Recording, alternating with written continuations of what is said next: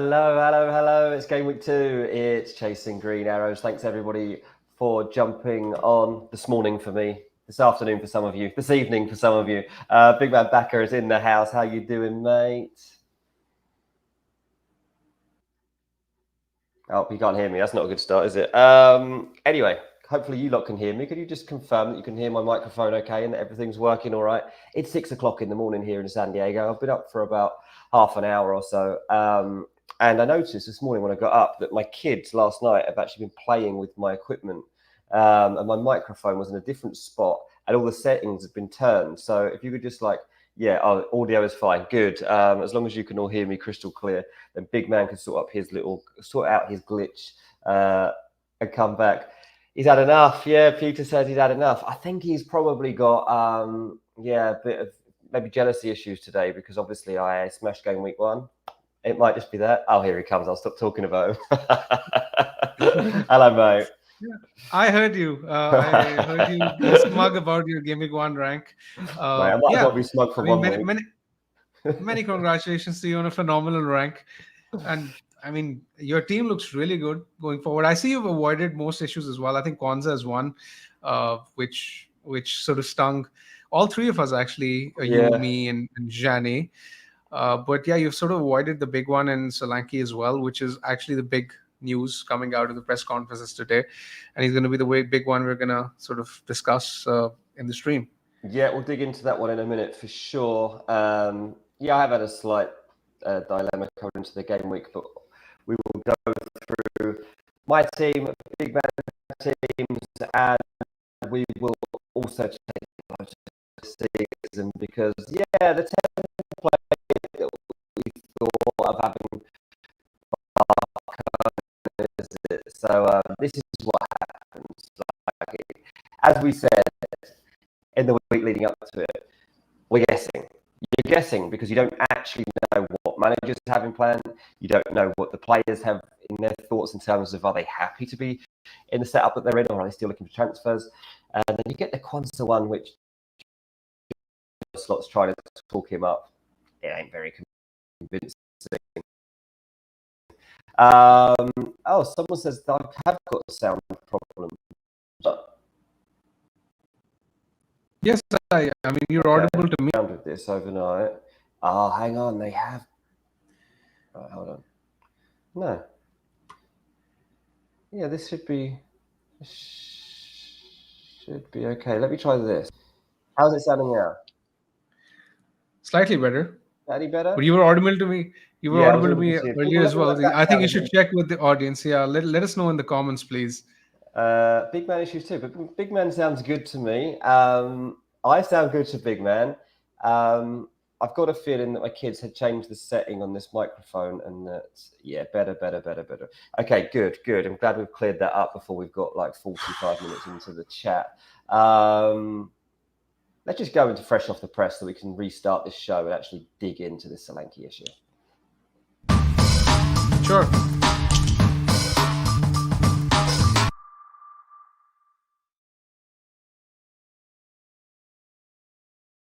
Hello, welcome to Chasing Green Arrows. We're starting all over again. This is great. It's me, it's Big Man, and we're going to get stuck in to Dominic Solanke, who is out of the game week, Big Man. What a disaster for people. Yeah, I just think it's just bad luck, honestly, because the guy played almost all the games for Bournemouth last season, didn't miss a single game actually due to injury. So it's just horrible luck. The fixtures were there. He actually looked incredible against Leicester as well. And as a non-owner, I sort of felt lucky that I sort of dodged a potential haul because he was very, very integral to how Spurs were playing. And I thought, then he played 90 minutes, which sort of gave me the impression that, there were these concerns regarding his fitness in preseason because he hadn't really played much. And then he sort of put them to rest. And now all of a sudden we're hearing news that during the game he picked up an injury and now he's potentially going to be out for this week, but potentially even for next week because we sort of, Ange did hint in his press conference that he could potentially be out till the international break. So, yeah, I mean, it's horrible luck for owners, but now they have to quickly decide what to do.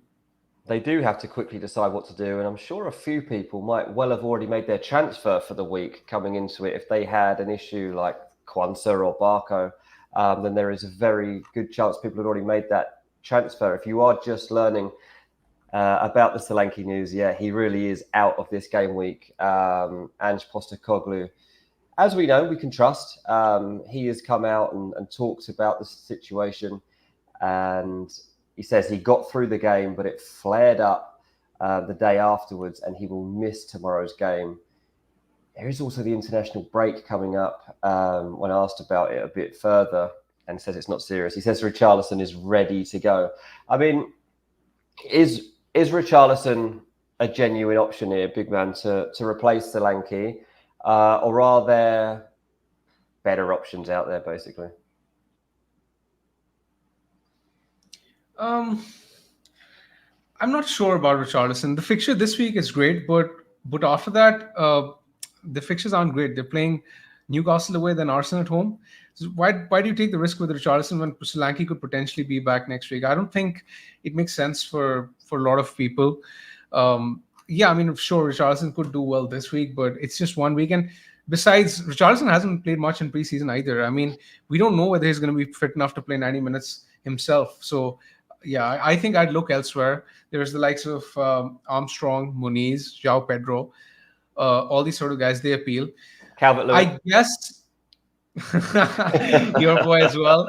I guess a more I think a better way of sort of putting this would be that if someone is interested in Watkins, then they can potentially wait till next week if they have a good, let's say, someone like a Rodgers to cover for Solanke's absence this week. They can just play Rodgers instead and then sell Solanke to, let's say, Watkins next week. But apart from that, and I assume the significant majority of FA managers will be in this sport, I think they will probably have to sell him given what we've heard. And I think realistically, Muniz, João Pedro, Armstrong are the options. I think if I was picking one, I would probably go with Armstrong simply because the next 4 fixtures are good. But then again, you can argue it's Southampton, so it's sort of tricky. Yeah, exactly. But I mean, I want to hear your thoughts on Muniz actually as a Fulham fan. Why don't you talk us through him? I know this is a very popular question, but again, very curious to hear. I think Muniz for this week's a good pick. Fulham, I think, will score against Leicester, and I think that when you watch Muniz in the opening day, he's still got that confidence about him. I don't know if you saw the overhead kick that he tried, things like that. Like this is a guy that really believes in himself, loves having that number 9 shirt. And I was very toyed with the idea of having him for the United game for 3 days, I think, during the summer. But then quickly came away from it. I was like, nah, I'm not going with him at Old Trafford. But Muniz, at Craven Cottage against Leicester definitely gives me more hope. I do expect Fulham to win that game, even though Leicester obviously had a decent result on opening day. But what about someone like Jamie Vardy?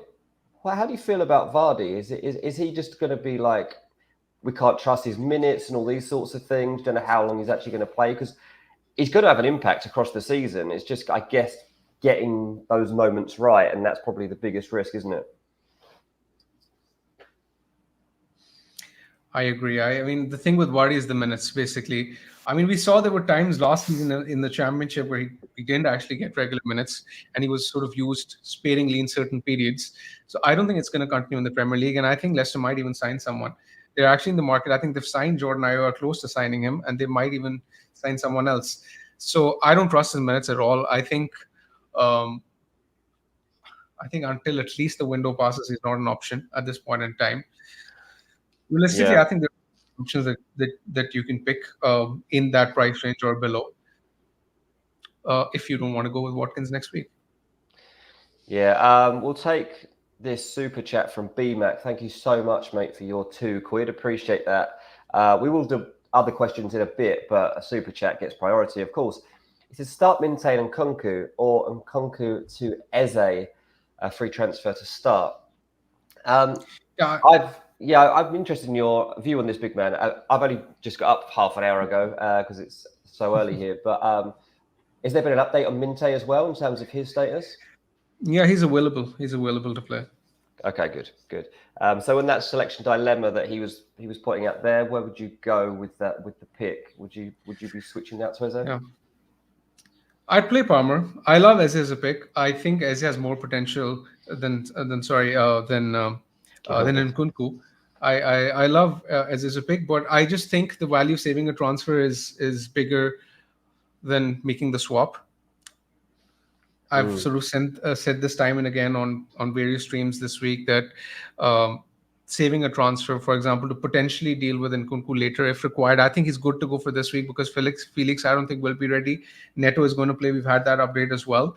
So I think Nkunku's minutes look good as well, and he played well last night as well. He won the penalty, scored the penalty, got taken off around the 57, 58-minute mark, which I think bodes well for minutes on the weekend. I think he'll get close to 70 minutes if I had to guess, in which case he's a fine pick, given the fixture and given the info available. I don't think it makes sense to sort of sell Nkunku after just one bad game, even though Ez's fixture against West Ham is probably more enticing. yeah. But I would save the transfer. There are other things to potentially sort out in the weeks to come as well. So, uh, for example, a lot of us non-Salah owners, I believe, will be looking to get Salah for game week 4 or game week 5 at the latest, because that's a week where Saka's fixtures turn. Saka's playing Spurs and City in back-to-back weeks in 4 and 5, and Yep. Salah's playing Forest at home and Bournemouth at home in those 2 weeks. Now, what is important to note here is that City is playing Arsenal in game week 5. So in game week 5, you will probably want Salah as the natural best standout captain, and I think people sort of need to start planning towards it if they possibly can. I mean, I'm not saying that if you have Solanke you keep, but for example, if Nkunku is the biggest problem in your team, I don't think it's worth the transfer. Yeah, that's good advice. I like that. And we do have to start looking across to those weeks. You're right. Alex says I'm a golden ticket holder. Quanza, Barco, and Solanke, and I've already sold Quanza. So I take a Yeah, hit that's for the worst case Muniz. scenario. Alex, Yeah, yeah, thoughts and prayers, yeah, brother. That was a horrible start to your FPL yeah. campaign. I mean, taking a hit is obviously painful, but what do you advise in that situation, big man? I mean, as somebody that would have been in this situation, I'm sure yourself before, faced with dilemmas out of the blue, taking a hit game week 2, not ideal, but otherwise you're fielding a reduced team. Yeah, I mean, it's not ideal, but I guess it has to be done. I Yeah, mean, if you've sold Kwanzaa, if you have Solanke with, let's say, a poor bench, a lot of people, let's say, for example, have the likes of Winks on the bench or Barco on the bench, or let's say even Kwanzaa this week on the bench. Both the Kwanzaas actually, they're not exactly realistic picks. So in these scenarios, you just have to um, just bite the bullet and sell Solanke, because it's something. The key thing for me is that it's something that you might want to do next week anyway, because as of now, there's actually serious doubts over his minutes next week. So yeah, might as well do it right now. yeah, that's interesting. Outside of targeting Ipswich this weekend, which just seems like an obvious one, with Haaland, who is the team that you would look to target as a potentially being the weakest team in this game week? When you look at all the fixtures, you go through it. Obviously, Liverpool have got Brentford at home, but Brentford can put up some good performances even in against big opponents. Obviously, Arsenal got a tricky fixture. Is it like Tottenham at home to Everton? Is that one to really target? Where do you think? Yeah, I think Spurs will do well against Everton, considering that Everton have basically a makeshift backline that they're going to play. Tarkowski, I read, was a doubt as well. There are plenty of other regulars missing as well. That's a fixture I would like to target, but then again, uh, I think it's too soon to be sort of targeting certain teams, because we don't have enough of a sample size to know which teams are really good and which are poor, and secondly, because if you made your team before game week 1, then you've sort of planned 6 weeks in advance, or at least 4 weeks in advance, right? So at that point, you know which players to buy, which players you're targeting. I think it's a bit too late for us to sort of decide which teams to target in that sense.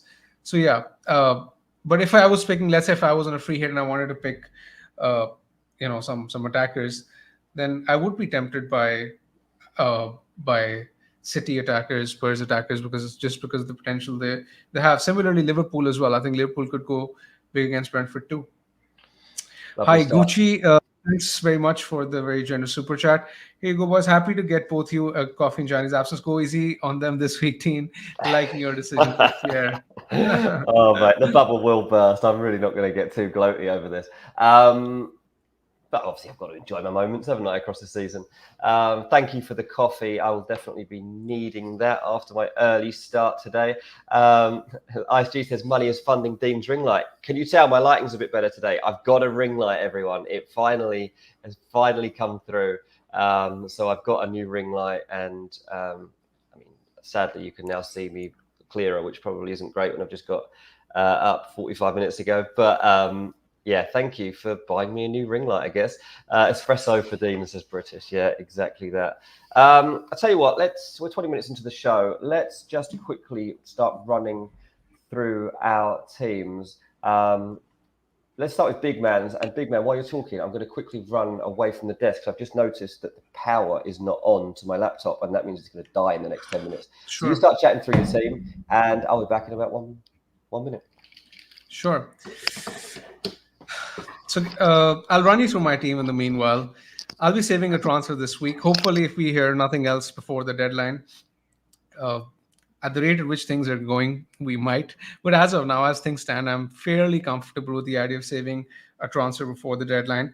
I did briefly consider selling Quanza in midweek when he was about to drop in price. But then I sort of resisted the urge to do so because I backed my initial instinct on thinking that saving the transfer would be more valuable in the weeks to come. And besides, what sort of swung it for me was that I had Dunk to cover. Now, I do expect Brighton to concede, but Brighton at home to Man United is not exactly a horrible fixture for Dunk. So I thought I was in a decent position to be able to save the transfer despite the Quanza fall. And now in the weeks to come, I can just simply play Porro, Trent, and one of Dunk and Quanza every week. So Quanza wasn't exactly an issue I needed to address. I do still feel as if sorting out, let's say, my premium midfielder or Nkunku will be higher priority areas in the weeks to come. And that's what I want to save my transfers for. I generally hate taking hits, especially early on in the season. So yeah, that's what swung it for me. But I think this discussion on whether or not to sell Quanza is entirely team dependent. For example, there are teams with let's say Johnson from Ipswich or Barco from Brighton who also have Quanza. Then in that case, it kind of made more sense for people to sell because they had a threadbare defense to cover for Quanza's absence. And I don't think he's gonna sort of win his place back either. And he's actually not even trained today, according to latest reports. So yeah, I think he's unfortunately done as an option, and I'm actually already sort of hating the idea of him dropping down in price even further. I feel as if he might be even 4.3 before we know it. Eek, that's not good. That's not good. It's so difficult, isn't it, when you come into a season and you have all these ideas of exactly how things are going to play out, and then you start to watch games and it starts to change your thinking. I mean, generally, your first game week in the end was fine. Probably the Porro results, the Porro goal. I'm sure you were on your feet celebrating that one because it was a big moment. The game was, I think it was at 1 a.m. at my time. I jumped off the bed screaming at the top of my voice when Porro scored. So yeah, that's that was what it's amazing. all about, mate. That's all exactly, it's all about. Because I had written off the game week, right? I had written off the game week because, of course, I mean, it would have been sort of unreasonable to expect Porro to deliver that kind of return. But yeah, it was amazing. What's it like for you? I mean, just for 1 second, like having the pressure of like guiding people and advising people and having to get a decent rank. Obviously, the first week doesn't really matter across how you fare in a season, but there must be very strange amount of pressure that you're feeling when you've been going into it. That's right. I mean, it does come with a certain degree of pressure, but I think over the course of the years, I think this is my 4th year of content creation. I've sort of become more accustomed to to sort of handling this better, because I think what I judge myself is on the basis of the decisions I make at the time of the deadline with the information available. As long as I feel the rationale behind the decision making is sound, I don't really care too much about the results, if I'm being very honest, because the outcome, especially in one single game, we can be very, very random because variance just increases. So it's fine. I think as long as I keep making sound decisions over the course of the season, I will end up with a respectable rank, and I'm hopefully going to back myself to do that. Yeah, I mean, I'm sure you'll win our mini league, mate. But for this week, while I'm on top, I'm just gonna It keep doesn't look like it by how it's gone so far. I think Bruno's a good pick. The Brighton, I think, are a good side though, and I'd be interested to see how United approach that fixture. Last week, I watched the Everton Brighton game, and for the first 20 minutes, honestly, Everton were really good, and they were on top of that game. But Brighton was still having the best moments in that 20 minutes. João Pedro hits the post. They had a couple of other little openings too. And maybe that's because Everton have flaws, but equally, Brighton just great on the transition. From an Everton They were perspective. clinical as well. Yeah, Jack Harrison was causing Brighton real problems. And he had a couple of efforts, and I was like, that's kind of from the sorts of areas that you would expect typically Bruno to get into. Now, I don't know what United do up top. I don't know if Bruno's going to be the false nine. I don't know if Xerxes comes in from the start this time. We'll have to wait and see.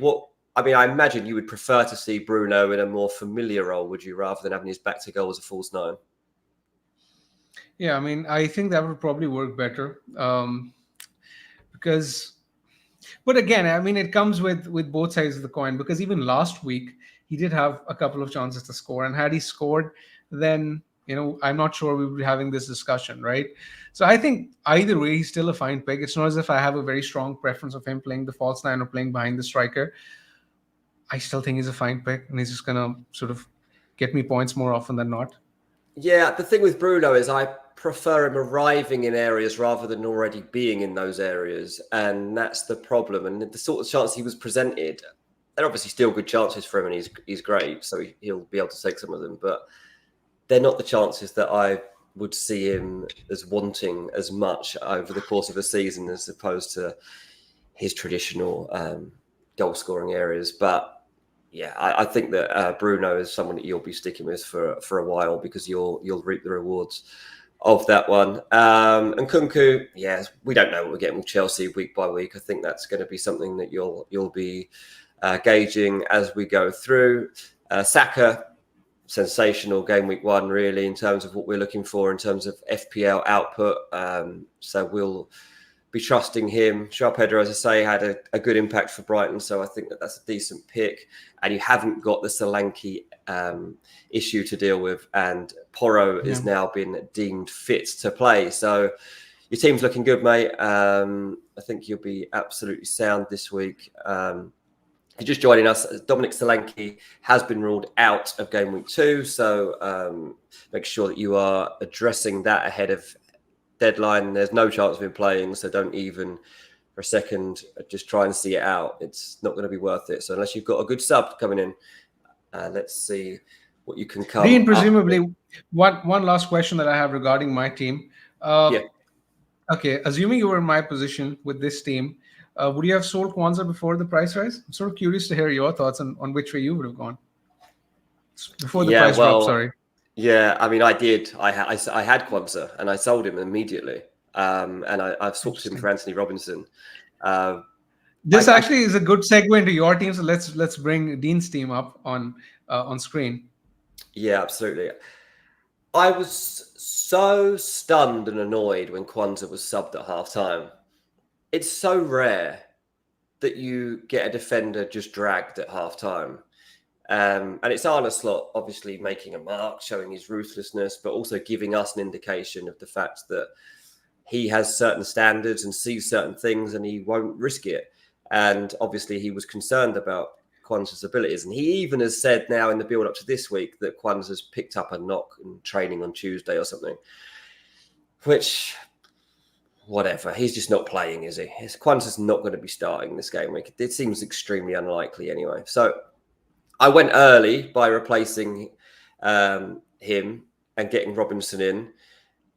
And obviously, I mean, Barco's going to sit there and rot on the bench for another week. But I'll just have to address that down the line. I don't really care about that for now. Even once he drops a point, I'll just have to get rid of him, I guess. But Robinson was my go-to guy here. It's not very often, mate, that I pick Fulham players. I obviously never miss a game. But I just think Robinson was Fulham's player of the year across last season in the end. At Old Trafford, he was good enough to make the Who Scored Team of the Week. And he has the ability, obviously, to get assists, to link up with Muniz in terms of crosses, but also he plays, once he makes those charges, he does play nice through balls too. And once Smith Rowe gets going beyond that back line, I think he'll be one of the players looking to find him in behind. So some level of confidence that Fulham keep a clean sheet against Leicester at home, obviously. But more than that, it's that even if they don't, Fulham have got a good run of games coming up here where I would expect some returns from Anthony Robinson, and it just wasn't worth sticking with Quanza as far as I was concerned. He was gone immediately as my transfer. It was looking a bit ominous, I must admit, when I had flags as well on Porro and Minte and Barco was leaving. I was like, oh my God, my team's going to be decimated by the time I get to the weekend. So there was slight concern around Tuesday. But as we sit here right now, I'm reasonably comfortable with this team. Now, Rico Lewis was a bit of a rogue pick from me coming into game week 1, and quite a late decision, really. And I don't know how long he'll be staying, because I don't believe that he will remain in this Man City team for the duration. But at the moment, he's one of their best players, and he fits what the system is so well. And because it's Ipswich at home, I feel like it would be really harsh on him to be taken out of the side so that Kyle Walker can return. So, yeah, I like Tricker. I mean, look, he scored a disallowed goal as well. I mean, I like you were jumping up in the air to celebrate the Porro goal. I was doing the same, mate, with Rico Lewis, because I was like, oh my God, what a pick this is. If he's got a clean sheet and a goal, I'm laughing. Sadly, it was ruled out. But that one worked out reasonably well for me. Calvert-Lewin will be staying for 3 weeks, as I said at the start of the season. He gets the first 3 games. So the Bournemouth one next week, this week and next week are his two big trial games to decide whether he can stay any longer. That was always the plan with DCL. I mean, he may take the decision out of your hands if he gets injured. Yeah, if he gets injured, yeah, that was. But look, he didn't get any of the ball against Brighton. That was probably the biggest concern. But then he did win a penalty, and I stand absolutely adamant that that's a penalty. That's a penalty.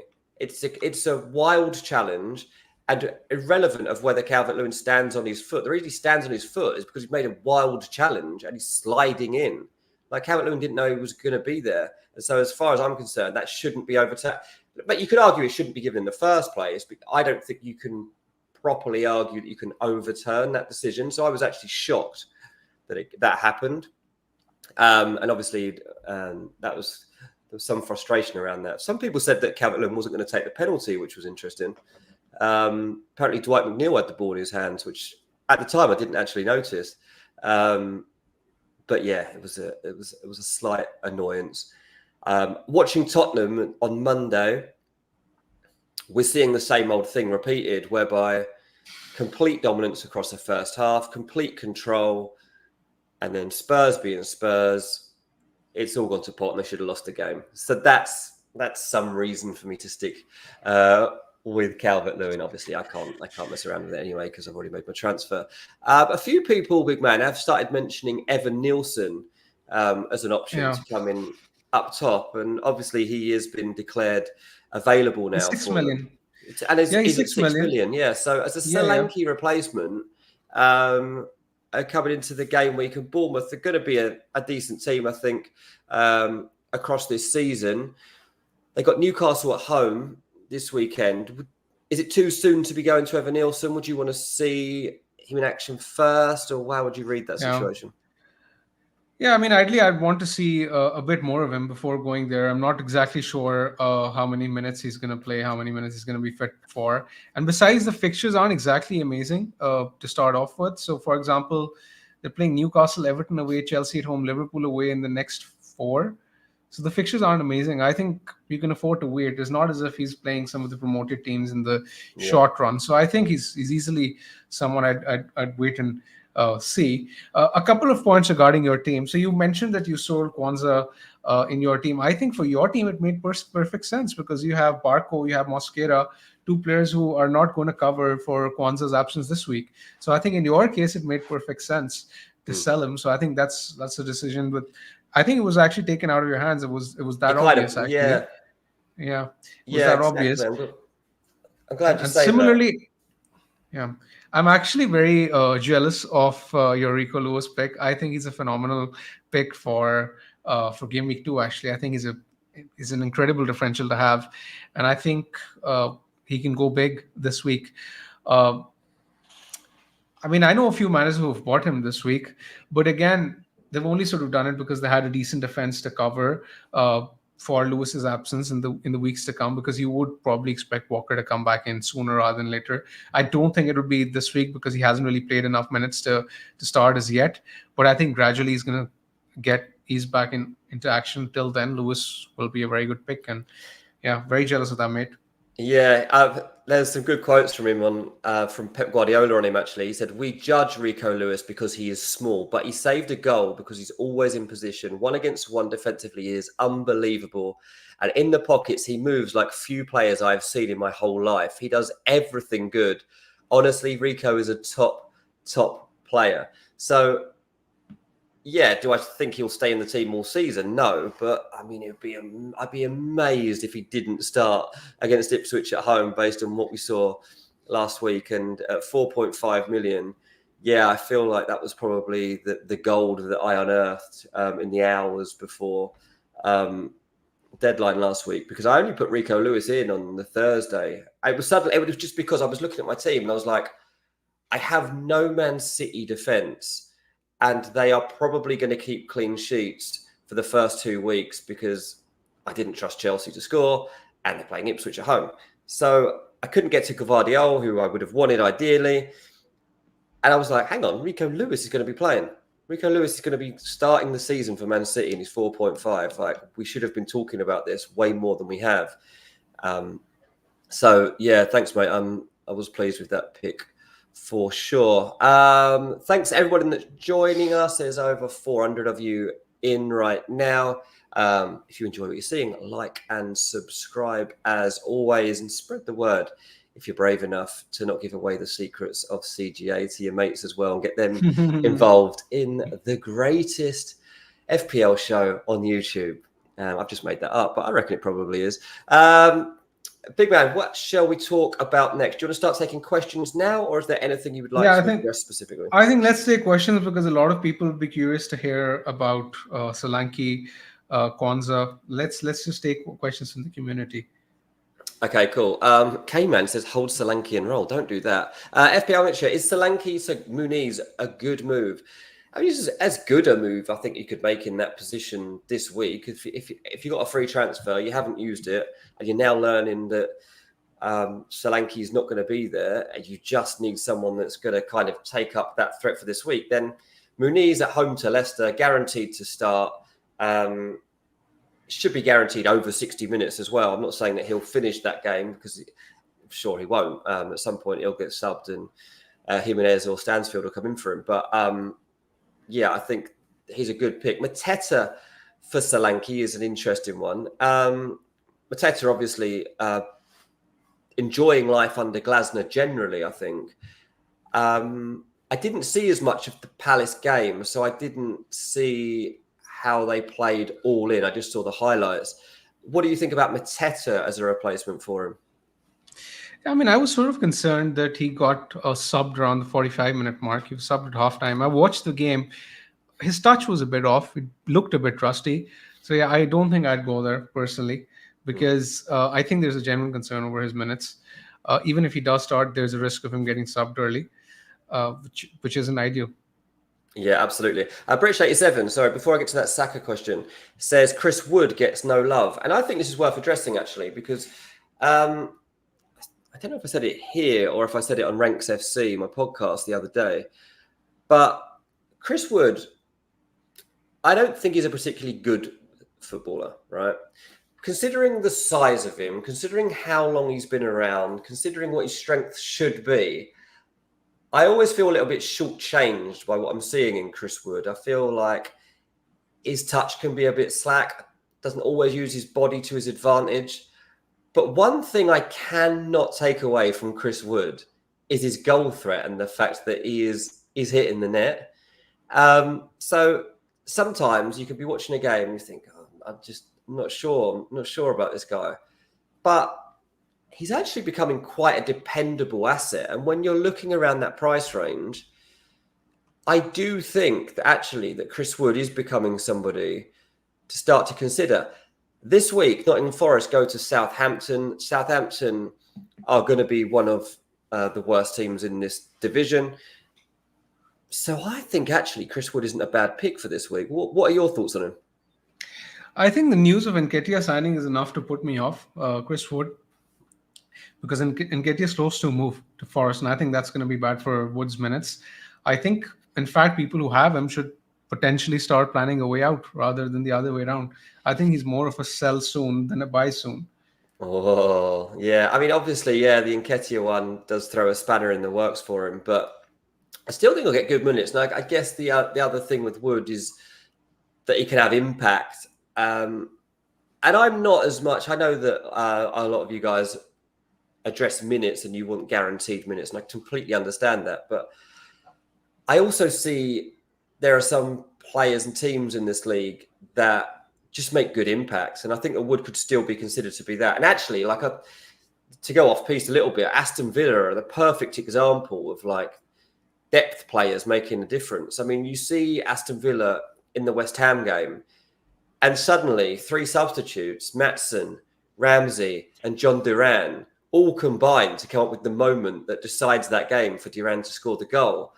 And, you know, you're getting points off Ramsey for the assist. You're getting those points off Duran for the goal. And ultimately, it doesn't really matter that they didn't start the game because you're still getting a points haul. So I actually do look to moments like that sometimes to just think, well, they're going to get on and they're going to get a chance to score. And Chris Wood, I'd kind of leave in that bracket for now, because even when Nketiah comes in to that side, I don't believe he'll play the full 90 week in, week out, because he hasn't done that ever, really. And certainly not in the Premier League. You might be right. You might be right, but I think the risk is there. The risk is certainly there. Yeah, you're right. There's definitely risk involved in it. Right, Zach says Saka to KDB or Foden. I mean, personally, I can't see any reason why you would watch game week 1 and feel the urge to take Saka out of your team. Now, I understand that this is a difficult game week for Arsenal. I understand, obviously, that Man City have a much nicer fixture. Big man, what are your thoughts on taking Saka out for one of these two? I think Saka is a fine pick. I can understand why people want to jump on KDB or Foden this week. It's probably because they feel that owning Haaland is not going to be enough, and that City are going to run over Ipswich like most of us expect them to. But I don't think it's enough reason to sell Saka personally, because I mentioned that he might be a sell from game week 4, but currently at this point in time, Villa away is a fine fixture. I don't think it's a bad fixture, but next week is the one where it's the money ball fixture. I think Arsenal home to Brighton is a really good fixture for the Arsenal attack, and it's potentially one where I think Saka could be a potential captaincy option. So, I mean, if you're making that move right now, you might want to reverse it next week. So, in that case, I don't think it makes sense. Yeah, exactly. And even, you know, Saka, even when in game week 4, Arsenal go to Tottenham away, do I think that Saka can't score against Tottenham? No, absolutely not. Like, that's not going to put me off of that fixture either. And in fact, even if you were to say to me for that game, do you want Son or Saka for that game? Probably go Saka, to be honest. Arsenal were trustworthy and Tottenham are not. I thought Saka was great game week 1, and I'll be sticking with him. But can understand, obviously, why you're going to want to get to another City attacker for this game week. Right, Solanke says best fixtures 2 to 5 to the World Cup. I don't completely understand the question. Do you understand? Yeah, I think he's trying to ask who has the best fixtures still from game week 2 till 5, because presumably I assume the uh, he's going to wildcard in game week 6, which is going to be a very popular wildcard window Okay, got because you. of the fixture swings. So best fixtures from 2 to 5, I think Fulham are right up there, Southampton are right up there. Um, who else? I think Manchester City are fine. Um Chelsea are really really nice. Luke is asking Star, João Pedro, and Kunku. Now that's really tough. Um, I think I would probably go in Kunku, but it's very close and just about in Kunku. But it's Mhm. close, and it's not as if there's a big argument to be made to pick in Kunku over João Pedro. What do you think, Dean? It's a very tough question, I think, to answer. It's a tough question. Um, João Pedro, I can definitely see scoring against Man United at the weekend, so that's where I come from too. Also, Chelsea going to Wolves, I can't get away from the fact that Pedro Neto is going to go to Wolves and score. Um, so it's a bit of a rogue one to look at there. I also think that Wolves are going to beat Chelsea. That is Really? on. Yeah, I do. I've Yeah. watched so much of Wolves across pre-season and Chelsea, and I've just got a feeling that Gary O'Neill has what it takes to put together a game plan that Chelsea can't handle, and that he can. Yeah, I think he can deal with this. I know that Wolves fans are like kind of in a bit of dismay at the moment about the fact that they're not making good enough signings and stuff like this. But I actually really like their team. I think they're really unlucky not to get something out of the Arsenal game, and I think their first home game is really interesting. Oh, Neto apparently is out of the next game week, Sally says. Yeah. But yeah, I've got a feeling that Wolves get something from that Chelsea game. This isn't a betting podcast, so don't follow my advice on that. That's just my hunch. Patrick says Barco Quanza Solanke owner. Thoughts out to you, brother. Move to Muniz and play. Is that Howard Bellis he's talking about? Yeah, I assume it's Harvard Bellis. I think I'd play Harvard Bellis. I don't think necessarily you have to take it. Now, there are two ways that you can sort of approach this. First is that you can either swap to a cheaper forward like Armstrong or Muniz for free and just do nothing else. And the second is that you can make the switch and then potentially upgrade Kwanzaa to, let's say, a Guardiol or a Robertson for their fixtures from now on in. And I don't think it's a terrible idea either way. If you think that let's say you will be moving Kwanzaa or Barco out in the weeks to come, then you can potentially prepone that transfer and take the hit if need be. Because I think what this injury has done is that it's actually presented Kwanzaa's owners an opportunity to upgrade to a much better defender as well, so that Solanke can be downgraded. So I think it has opened up that avenue for people who want to go there. Porro or Guardiol, I think if I was picking one this week, it would be Porro, but for the next 4 to 5 weeks, I think Guardiol will outscore him. So if you're thinking of buying one, I would probably buy Guardiol because I think Interesting. this is probably Porro's best fixture that is left. And after this, his fixtures are actually pretty poor because Newcastle, I would expect to score. Arsenal, I'd expect to score. United, I'd expect to score. So the fixtures from Porro are not good enough from next weekend. So yeah, long term, Guardiola is better. Do we triple captain Haaland? That is a big question, Dean. Why don't we do the honors? I think I should. I mean, I'm not going to, but I think that. Sorry, I'm just going to cough 1 second. Sorry about that. I think I should, because you know what I was thinking? I was like, right, I've had a really good game week 1. There's a decent chance that this week things level out a bit, and that I don't know, Bruno returns or whoever I haven't got does return. But Haaland surely is going to bang. But everybody's got Haaland as captain anyway. It's like the edge I could actually get is by triple captaining Haaland and then getting these extra points on board. I'm not going to lie. I have given it some thought. If it wasn't game week 2, I think I would be doing it. And is that a good enough reason? I don't know.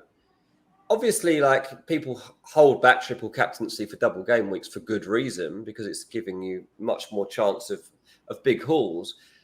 But it doesn't often work. It doesn't always work out the way that you're thinking.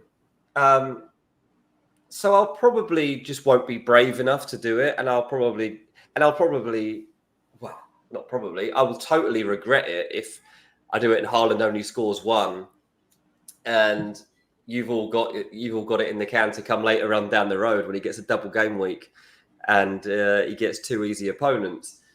So yeah, FOMO will play a part in it too. But I think quite a few people will be seriously considering this. What would put you off the most about not triple captaining? Because I don't think there's a big argument against it. I think the main argument against it is that even though we're likely to have fewer double game weeks this season, I think there's every chance that we get a double game week outside of the big double game week where we're going to be playing the bench boost anyway. And I guess there's every chance that we get a more compelling option to use the triple captaincy in that double game week itself. Because even though the double game weeks won't be as big, but we're still going to have like 2 or 3 of them this season. And even that is probably enough to have a realistic triple captaincy candidate. Now you can sort of argue at that point whether or not we're going to have fixtures as good as Haaland, or whether we'll have Haaland available at that point. But I think you're going to have close to a reasonable option for a triple captaincy candidate, which is exactly why I think I'm going to go with, because I generally like having the comfort blanket of having, let's say, a player with a double game week, because it gives a higher sort of floor and potentially higher ceiling to target. Now, I think there's every chance that Haaland smashes it this week, but even if he does, I think I'll be happy anyway, because that would reduce the gap to Salah owners who've basically stacked their team with Salah, Jota, and the Arsenal guys, and who don't own Haaland and who've gotten off to like absolute stormers in game week 1. And yeah, I'll be happy anyway if Haaland banks, so it's fine. I think that's the way I'm going to look at it. Yeah, I was surprised once in my main mini league that I do with my mates that we've been doing for years. I was surprised at how many had picked Haaland in the end. I have to say, I'd say like 80% of the lads had Haaland in their team. So that 15 million price point really didn't put people off as much as I thought he would. I think he's 53% owned at the moment, so obviously has put some people off. But Salah's, I think, 37% owned, so it's still it's got more love than him. Gucci says, Saka to KDB with my free transfer before a wild card in game week 4. Wow, Gucci's really going for it early doors here. I think we've addressed this question, right? Yeah, with KDB, what do you think of KDB, though? Because obviously, like, he's got the faith of Guardiola at the moment. You're going to be seeing stories on the back of the transfer window about Kevin De Bruyne and a potential new contract offer. Will this be his last season at Man City? How many games will we see him play this season? How is Pep going to manage his minutes? There is definitely going to be an element of Pep roulette coming in to Kevin De Bruyne's season. When he's there, he'll be kind of captain talisman. But also they have brought Gundogan into the fold now as well, which changes the dynamics of the midfield a little bit. Now, a lot of the thought process around it is that they were extremely concerned about the fact they didn't have enough options in there around Rodri, and if there were any problems there, and they love that they've now got Gundogan in and he can go and do that if and when needed. But we've seen Gundogan have other roles as well in that Man City midfield, and he can fit in. I don't know. I don't know that I would trust Kevin De Bruyne as a pick this season as and when you're going to be seeing him. I agree. I completely agree. And besides, even though he does have massive potential this week, I just don't think it's worth the transfer, because you might want to reverse the transfer straight away and want Saka back in game week 3. Yeah, absolutely. British says this Arsenal Villa game is going to be a banger. It is. I wouldn't be that confident of Arsenal defenders this week, big man. And a lot of people will have them. Is it a mistake to bench them, or is it fine to have such a good asset as Gabriel or Saliba, for example, and actually bench them in game week 2? Because I think Villa are almost guaranteed to score. The way that they're playing, the way that I think they could turn over that Arsenal midfield with their power, Villa, what the one thing we're seeing right from them early on in the season is like they've got a new element of like big club mentality. And I said this in ranks as well, like not just because they are now a Champions League team, like they are actually massive. Like you look across that team, and it's not just Onana who's like an absolute unit in there, but even like Morgan Rogers, he's like 6'1", just storms through the centre of the pitch like a powerhouse. You've got Quanza and Powell at the back. You've got Watkins and Duran as big options up top. This is a big team, Villa, and they're also extremely mobile. And I don't know who's going to be partnering Declan Rice for this match. If it's Thomas Partey, I think Villa cause big problems coming through the middle, and I really do think Aston Villa score. I think Villa will score as well, but I'm not sure it's enough to sort of put me off the Arsenal defense because, again, at the end of the day, we know that it's an elite defense, right? And with Gabriel and Saliba and all these guys, you get the set piece threat anyway. I guess whether or not to bench them depends on the alternatives available, and I presume that a lot of the benches are thin this week with the issues that people have to address. So I don't think a lot of people will actually necessarily have the luxury to bench their Arsenal defenders. But if you have a more presentable option, then I don't necessarily mind it because I do expect Aston Villa to score as well. Yeah, Lewis says, does anyone have a bench left? Yeah, exactly. That's the big question. Exactly. I mean, my best bench option is Mosquera of the Wolves defender who's got Chelsea at home. And I've got a horrible feeling that by the end of this game week, he might have actually made it into my team the way that things are going. So let's wait and see. Danny says, sell Solanke for a -4 or start Quanza or Ahmed. Yeah, I think I'd sell for sure. Yeah, I think I was going to say. Yeah, for sure, because he's likely gonna be a transfer out next week. So why not do it right now? Just do it this way. Get ahead of the curve in terms of your transfers. That's what I would do. And yeah, I mean, it's not as if Quanza has an amazing fixture or Ahmad has like massive potential anyway. So yeah, that's what I would do. Convince me not to free hit to get Haaland and two other CSs. That's actually a very funny question. I assume the listener does not own Haaland, but if he doesn't own Haaland, I assume he would have probably had Salah, Trent, Jota, the Arsenal guys in game week 1. So he must have had a good week in game week 1. And in which case, I mean, when you were making your game week 1 team, you knew that you were going to be without Haaland game week 2, right? Yeah. So you basically made that sacrifice for a reason, and you've strengthened the rest of the team, and you've actually gained a lot in game week 1. So I think now that you've sort of made your bet, you sort of lie in it and just hope that he doesn't go mental. Absolutely agree. I'll let you take the next question. Start Munoz or Robinson. Well, I've brought. I don't know if you saw Matthias, but sorry, it wasn't your question. Didn't see whose question it was. I don't know if you saw, but I brought Robinson into my team. Fulham playing against Leicester at home is good enough for me to pick Robinson. Crystal Palace are in a bit of a state of flux at the moment. There's all sorts going on behind the scenes. Joachim Anderson going, Gehi up in the air. I find it.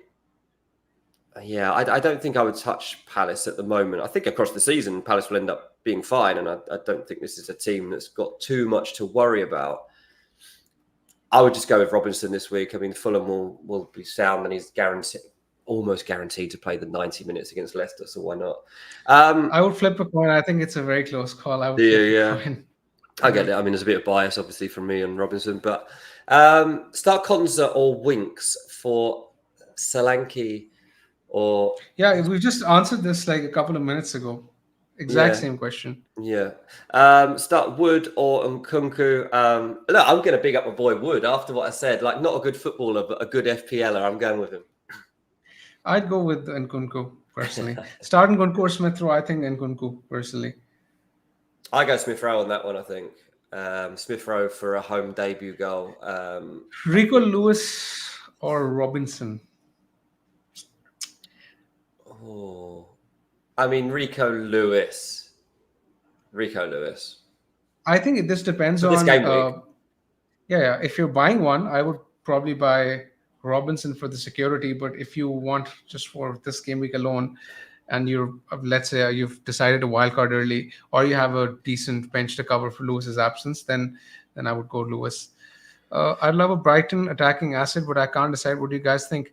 Well, Michael, it's tough because they have so many attackers that their X minutes are murky. I still think João Pedro is the one personally. I've picked him in my own team, and uh, having spoken to a few Brighton fans, they do think that he's their best attacking player. So But I it's still think he's. Mitoma. It's Mitoma. Is it? I think it is. Like, I was watching the game and I was like, oh, he's back. He Why played well, haven't I as thought well. about this? Like, Mitoma is pretty much this team's best player. Mitoma should be the next Brighton player that is talked about for one of those massive transfers. Why am I not looking at Mitoma? I also He's think that Danny 6.5, Welbeck just is by going the to way. be massively overlooked. Danny Welbeck is like... Yeah, it's simply because Rotter has signed. And now there's only space for two of Welbeck, Rotter, and Welbeck, right? And It's hard. presumably, It's really hard. But I yeah. think Mitoma is just like a guaranteed starter every single week. I've got Minte and I think he's great, but I'm obviously worried now because they've got so many options and Adingra came on and scored. So I don't even know what I'm getting out of Minte this week, but I'm going to leave him in there and see what happens. Gareth says, I've wanted Jota in a week. The Solanke injury has made my mind up. Solanke out for Muniz, which frees up some cash to swap Nkunku for Jota, -4, and keeps 0.4 in the bank. Well, there you go. Well done, Gareth, for figuring out your own dilemma there. Yeah, I won't personally recommend it. I don't like the idea of taking a hit to swap Nkunku out this early, but yeah, I guess play your own game. Yeah, Michael already had João Pedro, by the way, so he said he was thinking more of the mids to complement him in the Brighton team. So if you can get to Mitoma, go to Mitoma. If you can't go to Mitoma, then you'll have to figure out whether you think Minte gets another start. Look, Minte came off. He was extremely angry that he was substituted. It was a head injury, but he didn't have a proper concussion. So he wanted to carry on playing, but the medics were like, we can't leave you on the pitch. So, yeah, that's the only reason he didn't end up seeing out more game time in that match. But obviously his replacement made a big impact and is a good player. So who knows what they decide to do for that match. Right, last couple of questions before we call it a day and you have to go and pick your deadline teams. Doku or Silva? Go for Doku. Have some fun. Like Doku, who knows what's happening? Then you'll be so excited every time Doku gets the ball against Ipswich. Here we go. Go on, son. And he'll just run and run and run. And he'll end up at the corner flag and you'll be like, what are you doing? But then 5 minutes later, he'll smash one straight at the top corner and you'll get your rewards. He's a very, very confusing player, old Doku. Last question is from Jankster Jr. Robinson over Gabriel. Yes, I think I'd play Robinson this week. And I assume Dean would as well because he's very optimistic about Villa scoring this week. Yeah, absolutely. I think that is the way to go. Look, everyone, thank you so much for joining us over the past hour. Thank you, big man, for joining me. Cheers, Dean. Hope you have a great week once again, and see you again next week. Absolutely. Good luck to everybody. Enjoy game week 2, and we'll be back on Monday to digest it all. Have a great weekend, everyone. Speak to you soon.